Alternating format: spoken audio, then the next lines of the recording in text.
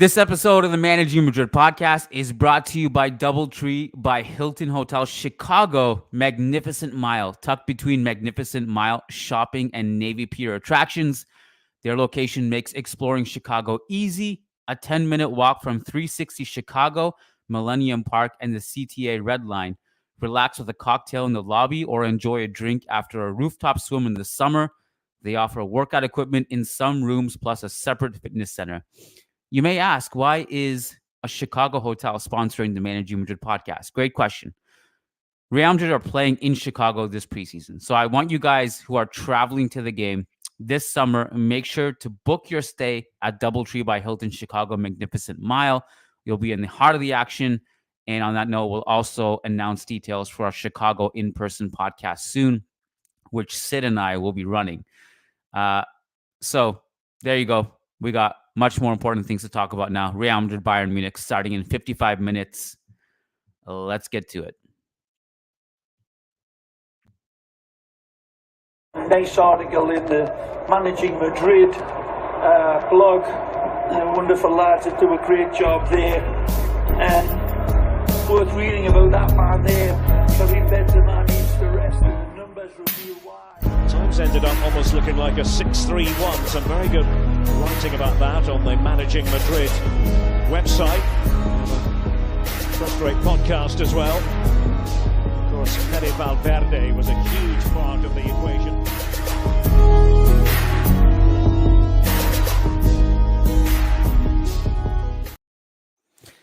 What's up, guys? It's the biggest game of the season so far.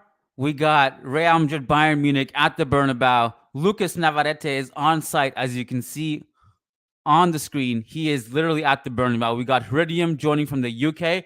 And just when you thought Sid Harth couldn't trigger any more people than he already does with his red screens and his different kinds of just things he does, now he's shirtless on YouTube. So congratulations to YouTube. I hope that we don't get a censorship warning. And if you want the link to Sid's OnlyFans, you can also click on his profile there and you can get access. So, Lucas, we'll start with you, man. You're there. You're in the heat of the moment. You're at the Bernabeu. Please tell us, what's it like? Hey, guys. Hi, everyone. It's a very good atmosphere outside the Bernabeu. That's how it's been so far. Better than the first leg against City. It seems to me that the home fans usually seem to show up a little bit more encouraged and excited for return legs rather than first legs, which makes sense. But yeah, so far so good. Everyone's dancing to the beat of Bruno Mars's Uptown Funk. So yeah, everyone's excited for the players to come out and do some of their warm-up routines and all. The tifo looks to be pretty impressive. It's obviously not displayed just yet, but I can definitely see that the legendary old crest, the old bats, the old logo from Real Madrid will be shown, and lots of purple. So as long as there's purple, that's good. What I noticed about the picture you posted, and if you don't mind, I'll actually share it on the screen. Let me just go to your Twitter Absolutely, really yeah. quick. Well, you could even do us one better and possibly just show us by turning your laptop if you want, but maybe we can just show the tweet. It's kind of complicated for me to move around now, the laptop and all, yeah. Okay, all right, fair enough. So here we go. Lucas Navarrete on Twitter. Follow him if you aren't already. So this is Lucas's view right now. He's sitting there. This is the opposite view of what we don't see right now. What I noticed about it, Lucas, was that because the tifo, the Grada fans sit on the left side, right, of you, but there's a whole tifo prepared on the right side, which I don't remember the last time I saw that. Against City, it kind of ended here in the middle, right?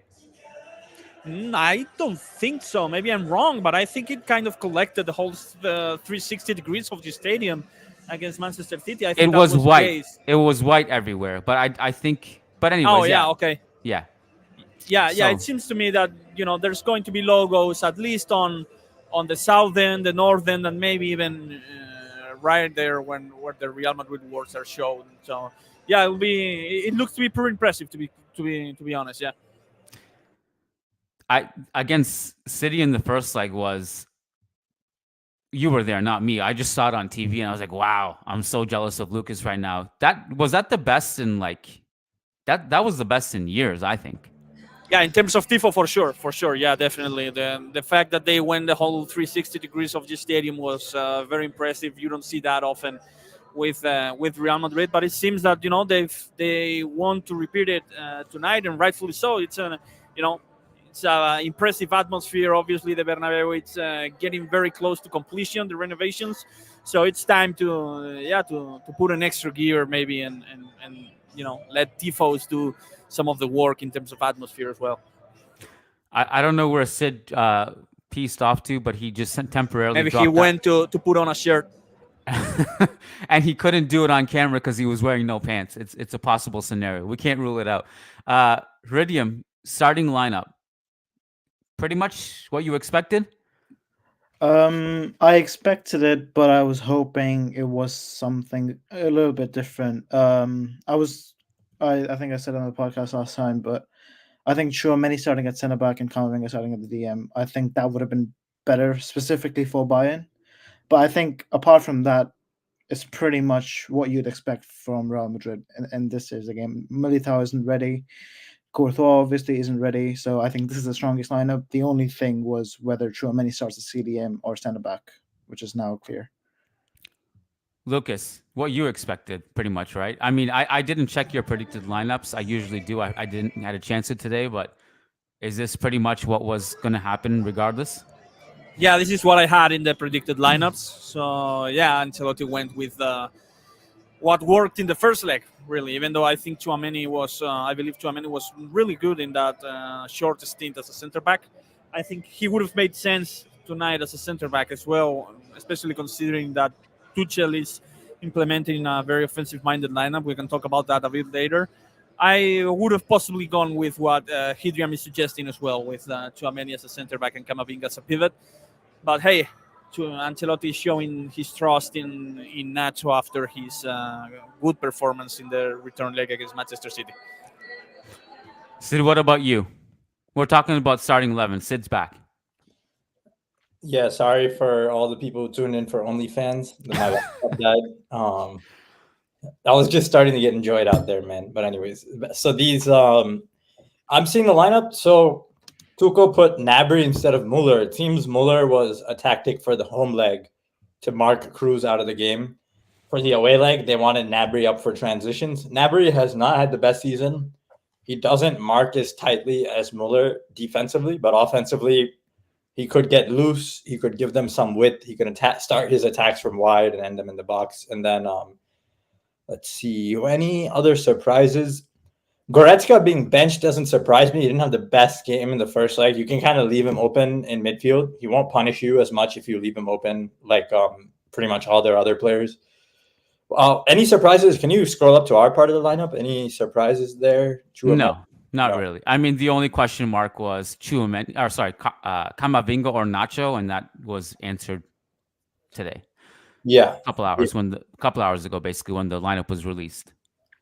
Yeah, I mean, it's not surprising because I think we want Camavinga off the bench. I think the game might still be open to being decided in the last half hour, so you want to have options available for those 30 minutes. And I guess nothing's too surprising. Goretzka, if anything, I was surprised Goretzka played the first leg the way he did. I wasn't expecting to see too much of him at all. And well, Pavlovic had a health issue, I think, in the first leg. I don't think he was 100% ready. The thing with, so this is interesting. So Ryan of Bavarian Football Works and I were talking yesterday, and he was pretty excited about Pavlovic coming back and displacing Goretzka. And of course, I mean, the other thing is the guy who hurt us in the first leg, Guerrero, is out for the season, apparently, with an ankle injury that he suffered in the loss against Stuttgart. But what's kind of interesting about this, there's two things. Pavlovic coming in for Goretzka, and Bayern fans that I've talked to are like half excited, half nervous about this. They're excited because Pavlovic is the more technically gifted player and is the better player in their eyes, but he's also a more inexperienced player. And this is probably the biggest game he's ever played in his career. So there's that. And obviously Gnabry in for Muller. So a little bit more dynamism on the wings. There's a ton of interchangeability here between Musiala, Sané, and Gnabry plus Kane. This is a pretty I don't know if aggressive is the right word, but it's definitely not it's not going to be shy about attacking. I don't think. Transition worries me, and I think Tuchel is capable of implementing this kind of system to surprise and go after Real Madrid's spaces whenever they have a chance to counterattack. He did that with Chelsea 2 years ago, and to be honest, he kind of got away with it, and what the plan was successful. I mean, Real Madrid went through, but Chelsea was actually and arguably the toughest opponent Real Madrid faced Yeah. in that epic Champions League run.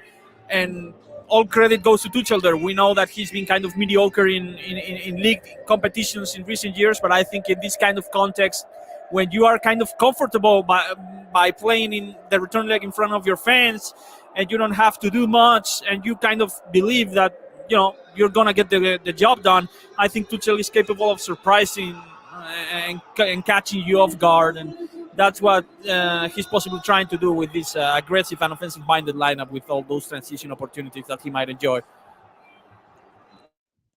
Correct. That I would say that's a concern. I mean, it's interesting. I don't think Bayern pressed. I mean, the numbers back this up too. They allowed 5 more passes defensive per action the first leg than they normally do. Their season average.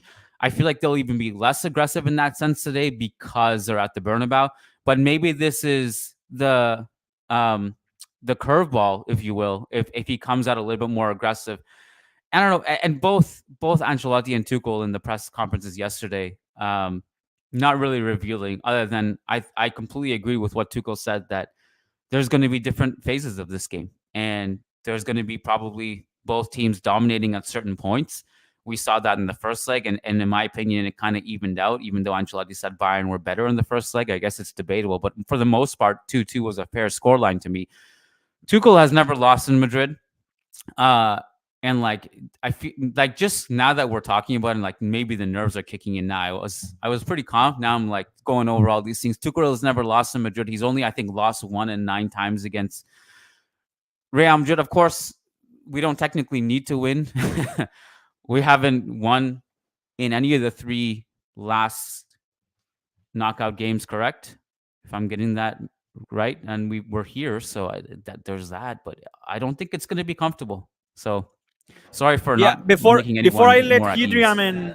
and Sid chime in, one last thought about this is that I think this, ever since Real Madrid drew Bayern, I didn't feel as comfortable. Well, since obviously the quarterfinals draw and Real Madrid took care of Manchester City, I mean, but ever since the fate of Real Madrid was sealed and they were going to face Bayern, I didn't feel as comfortable as most of the fan base did. I always expected this to be a dogfight, even especially with Bayern being out of the race for the Bundesliga. So this is not going to be an easy game, I don't think. Hridium, we'll send it back to you. What are some things that worries you about today? I mean, we discussed the transition opportunities that Bayern could have with Gnabry over Mueller, and Pavlovic in there too. Talk to me. Let me know what's on your mind. The biggest thing is what concerned us last game as well. That the space and the half space where Bayern ran through us completely in every single sequence last game.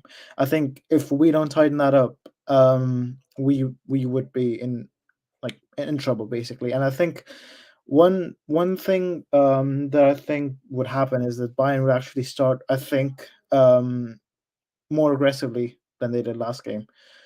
Well, they started very aggressively last game. Well, I mean, I meant in general, for longer stretches, maybe. Yeah. I think Bayern this game would be a bit more aggressive than they usually are under Tuchel, because I'm just looking purely at what they've been like this season in the Champions League and what Tuchel is like against Real Madrid. If you remember the last time we played Chelsea, I think it was in the 2021-22, Chelsea started off like they were so aggressive. Like they were every single player in our half. Mount was on, I think it was Militao. He was on his leg all the time. Werner was doing really well in terms of pressing as well. So I think that just worries me a little bit, combined with the issues that we had in the first leg. I think there needs to be a lot more mobility in the midfield for us to get through that press. And yeah, defensively, Carvajal and Rudiger need to be more in sync than Vasquez and Rudiger were last game. I think that's very, very important, especially now with Nabry in as well, because Nabry can make those runs into the box just like that. He's very quick.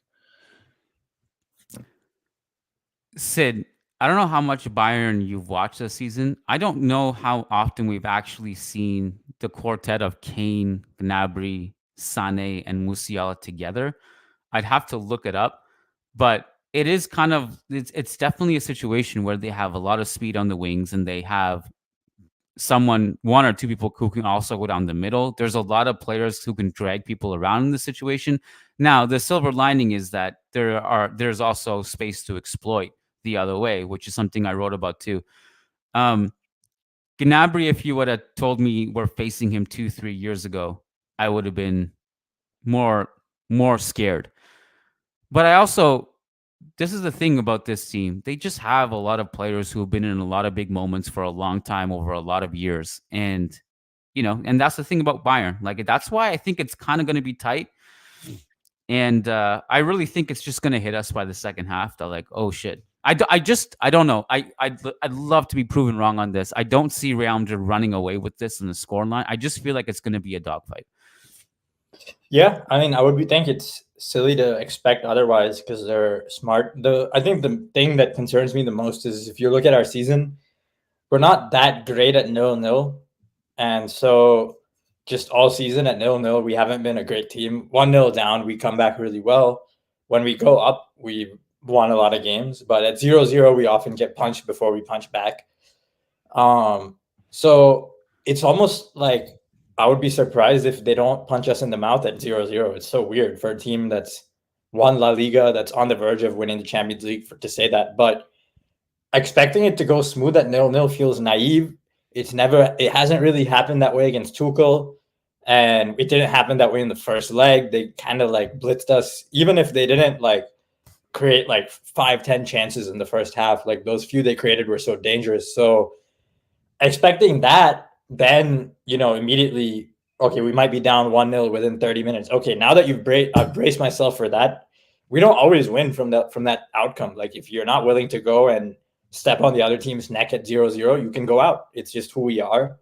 We're not an invincible team. We're not like we're not one of the three best teams.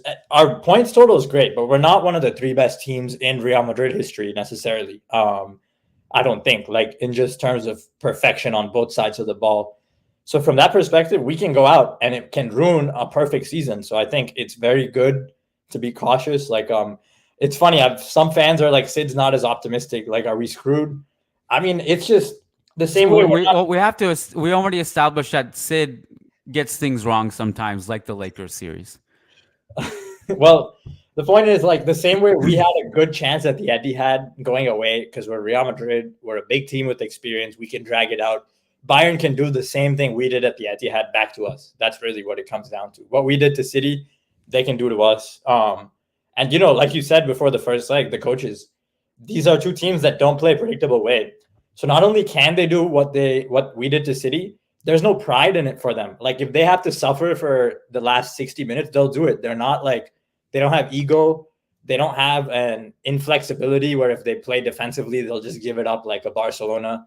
So they're a good team. They have a lot of our own characteristics, I think, which is why we should be appropriately cautious. Like appropriate fear is that term they use in the NBA, What Denver didn't have against Minnesota, that's what we need. You just had to sneak that in there, right? Lucas is hurt. You don't have to sneak that in there. Sorry, you could have just... Look, man, he had to say something after all these tweets saying, "Oh, no team has come back from a 3-0 deficit, but LeBron is ready to make history."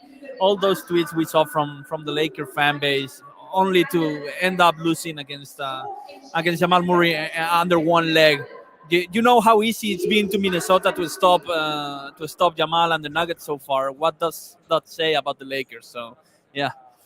Yeah, no, it does. It does look bad on us. When Minnesota sweep Boston in the finals, though, we'll all be able to mourn ourselves.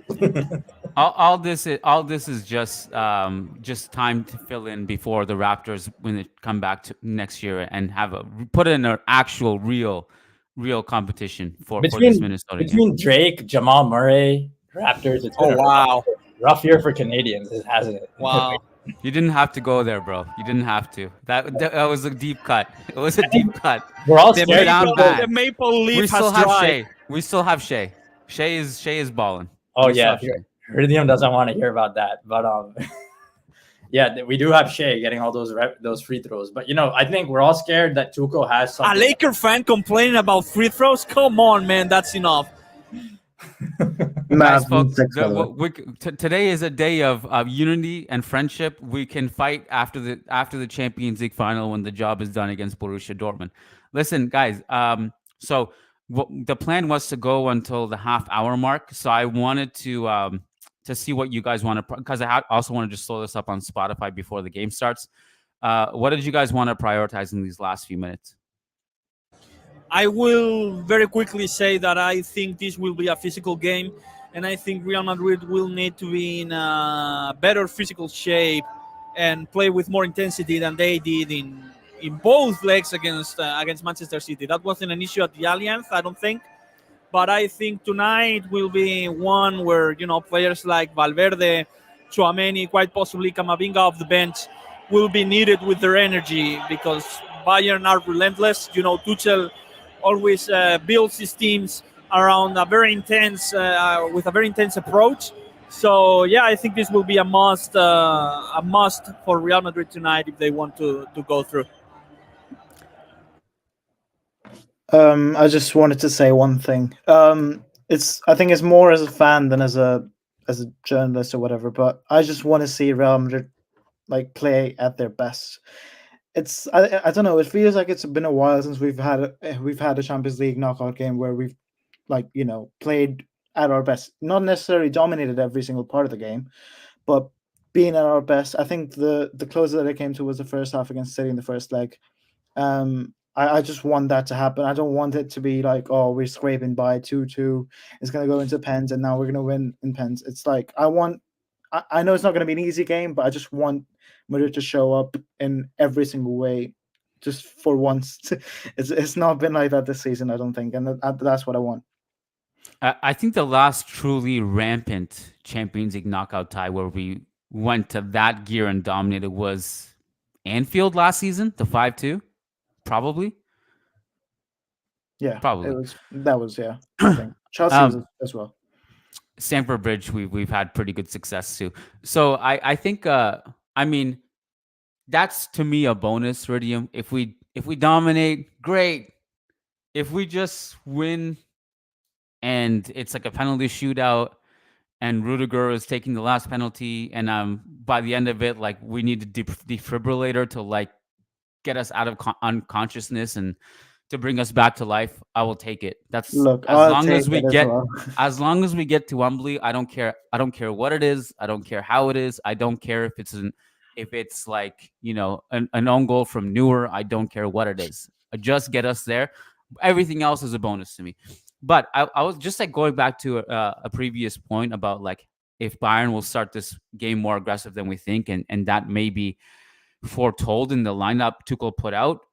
I don't know if you guys caught this, but Ruud van Nistelrooy had a really interesting interview in AS today that I thoroughly enjoyed reading. He kind of has he's got the Thierry Henry level analysis, possibly better because he's he's actually a head coach right now. But he doesn't really have that platform, so we don't really see him, and he's not as marketable. But he's very smart and he's very intelligent the way he speaks about the game. And something he said today was,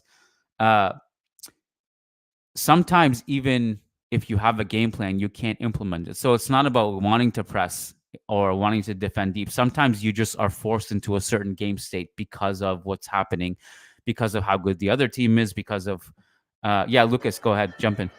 Quick and very relevant news from Cadena Cope. They are reporting that Bellingham will play with painkilling injections Oof. on his knee after leaving the Real Madrid's how do you say, concentración training camp or whatever, the meeting of the players when they are all together before the game. So yeah, it seems, according to Miguel Diaz from Cadena Cope, he left that training session, not training session, but the concentración, to get painkilling injections on his knee, and he will play with those painkilling injections tonight. So something to monitor.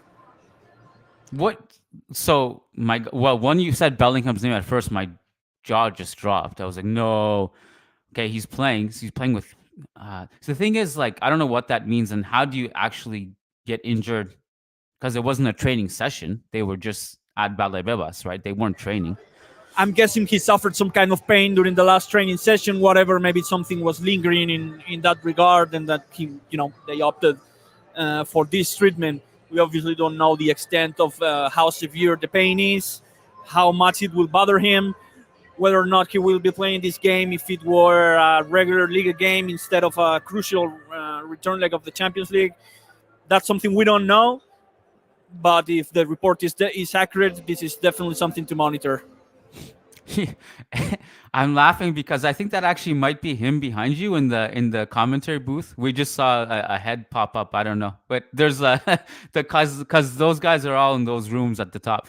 But well, that's a bummer. So I was actually talking about